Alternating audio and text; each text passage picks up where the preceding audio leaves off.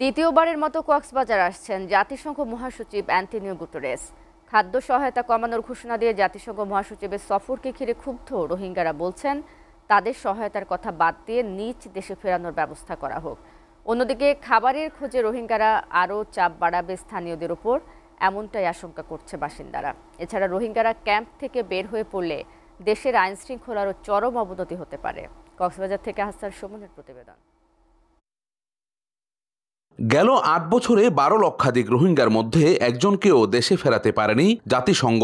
উল্টো ক্যাম্পে বেড়েছে কয়েক লাখ রোহিঙ্গা শিশু। আবার গেল ৭ মাসে লাখ ছাড়িয়েছে নতুন অনুপ্রবেশকারীর সংখ্যা। মাঝে মধ্যে আরও নতুন রোহিঙ্গা আশ্রয় দিতে জাতিসংঘের অনুরোধ পায় বাংলাদেশ। এই যখন অবস্থা, তখন বাংলাদেশে আসছেন জাতিসংঘের মহাসচিব অ্যান্টোনিও গুতেরেস।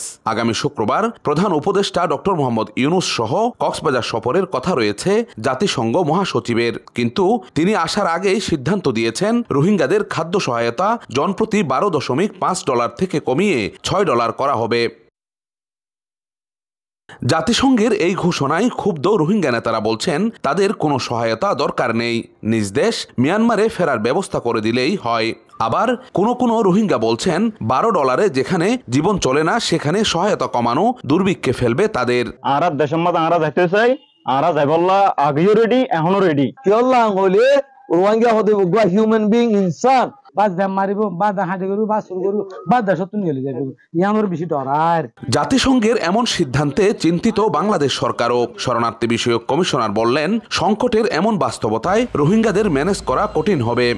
আমরা ২০১৭ সাল থেকে ব্যাপক হারে অনুপ্রবেশের কারণে কক্সবাজার আসলে মারাত্মক একটা সমস্যার মধ্যে পড়েছে। ১০ লক্ষাধিক মানুষ একটা অল্প জায়গার মধ্যে বসবাস করছে। এদিকে দাতা গোষ্ঠীর কাছে রোহিঙ্গাদের জন্য জরুরি তহবিল চেয়েছে জাতিসংঘের খাদ্য সহায়তা বিষয়ক সংস্থা WFP।